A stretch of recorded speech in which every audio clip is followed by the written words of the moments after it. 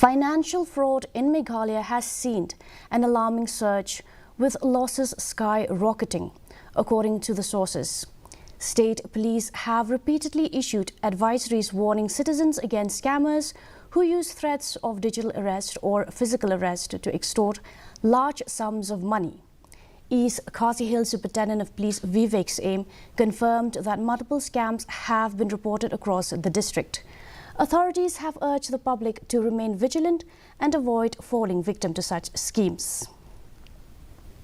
From time to time in our social media platforms. We've also given an advisory recently which came out in Shillong Times on this new phenomenon in social media called digital arrest, where people are called and in different forms of actually digital arrest. So people either call that there's a package delivered, or it's been nabbed by customs and found narcotics, or they would say that your account is being used for fraudulent means and all that, and then immediately they relay that to a video interface where the victim meets so-called police personnel, either CBI, NIA, or police, state police, civil police, and all that. They are told that a warrant of arrest is against them and all that. And immediately people, without thinking, they get scared, panic and all that, and they succumb, they start paying to avoid the warrant, to avoid the arrest.